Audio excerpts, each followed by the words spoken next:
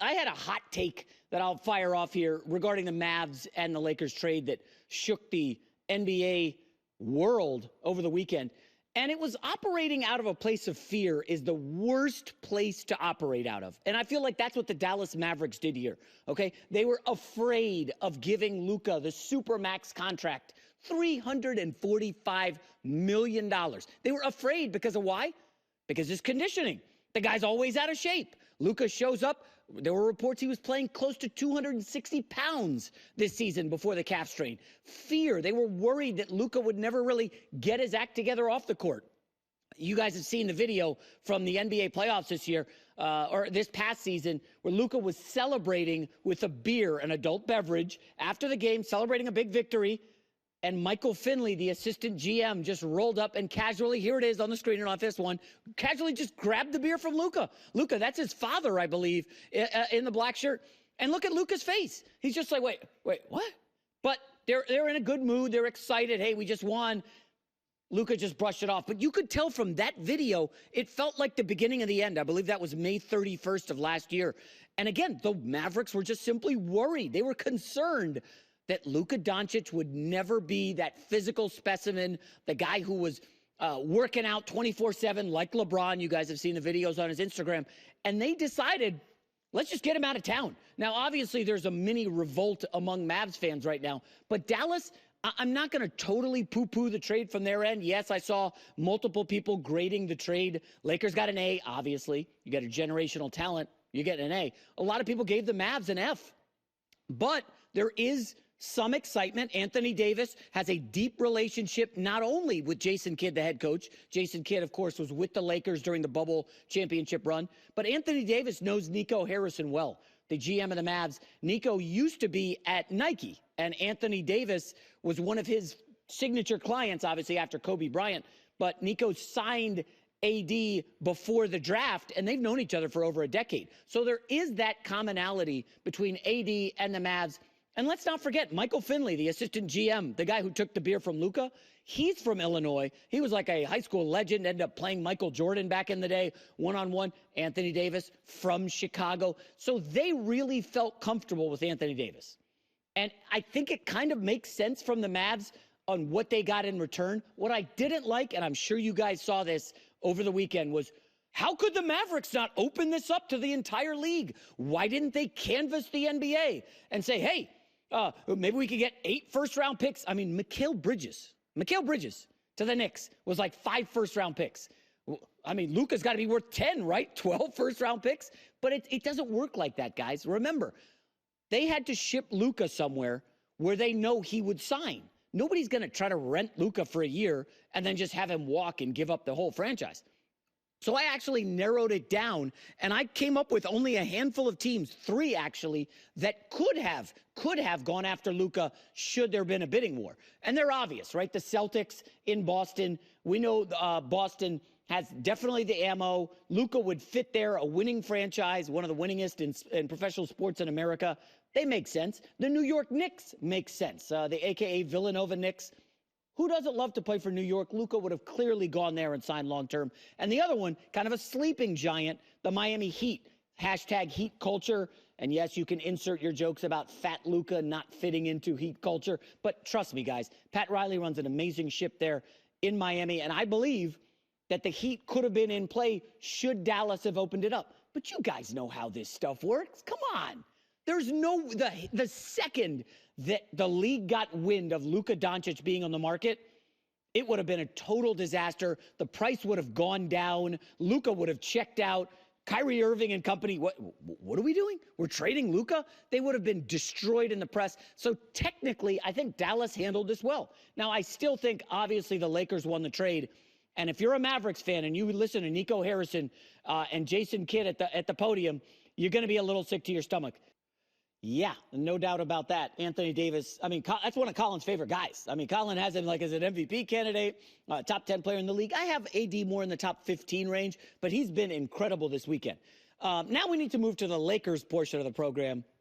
And you guys know I coach my kids in sports, so we had back-to-back games yesterday. My son played and then my daughter.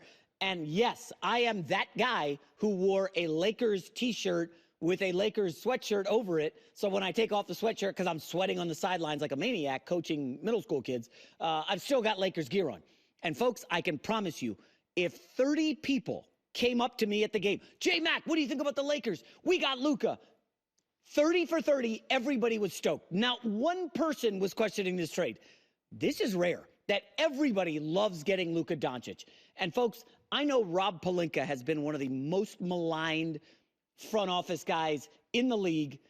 Los Angeles, for whatever reason, people cannot stand Rob Pelinka. Guys, I'm telling you, all he's done is push the right buttons. He has now set the Lakers up for success for at least the next 7 years. Maybe you want to extend it to 10, fine. But they had no plan post-LeBron.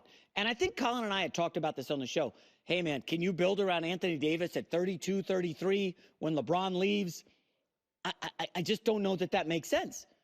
And, you know, Anthony Davis has a lot of wear and tear on that body. We know Charles Barkley famously has called him street clothes because he's always injured. I don't know how AD is going to fare health-wise into his 30s. So that's why Dallas win now kind of works. We'll get back to Dallas later in the show. They're really built to hang with the best teams in the West. So why are Lakers fans excited? Well, I don't know. They just got a guy who was first-team All-NBA the last 5 years. I mean, he came into the season as the MVP favorite.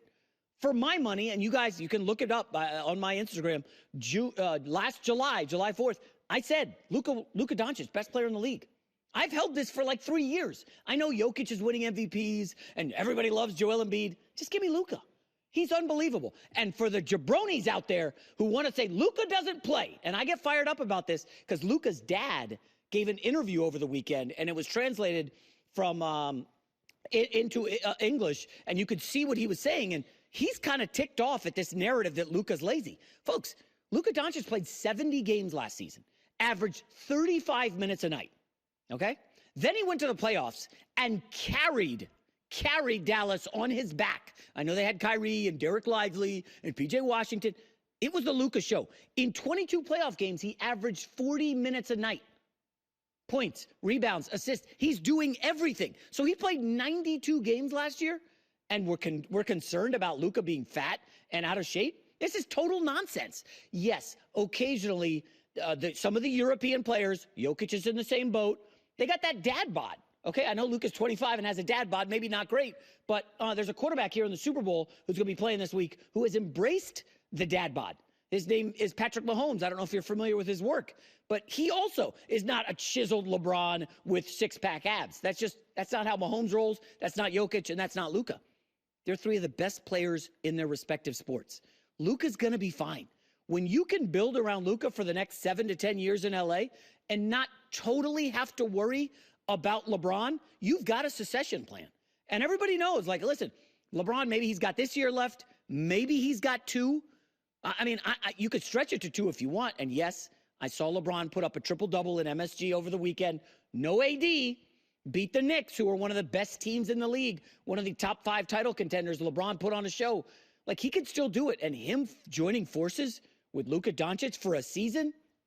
Folks, I got a couple buddies out here with season tickets to the Lakers. Trust me, I've already hit them up. Hey, let me know. Let me know when you need somebody to wingman it to a game, because this is going to be one of the best shows in the league. LeBron and Luka, essentially a passing of the torch. And I do want to remind some people, okay? It was just last year that the Golden State Warriors made calls to the Lakers about LeBron. They wanted to get in the LeBron business.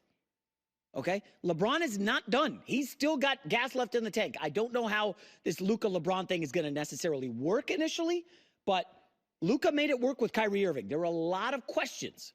Hey, are Luka and Kyrie going to work? They figured it out. They got to the finals. I know they got smoked by Boston. Boston was a way better team. So now you join Luka and LeBron, and you're like, ooh, the potential's off the charts. And yes, I can hear you guys shouting, we don't have any defense. Luka don't play defense. Austin Reeves is a turnstile. LeBron can't guard anybody. Let's take a deep breath. The Lakers, by winning this trade, did not give up both of their future first-round picks. So they still have ammo if they want to go out and chase a Miles Turner in Indiana. If they want to get Clint Capella, Nick Claxton, there are bigs around the league that could come in. I'm not saying the Lakers are winning the chip this year, but how can you not be beyond excited for the Lakers' future with Luka Dončić. Hi, everybody. It's me, Uncle Colin. Subscribe here to get the latest from the herd, including exclusive behind-the-scenes videos and more, wherever you may be, however you may be watching. Thanks again for making us part of your day.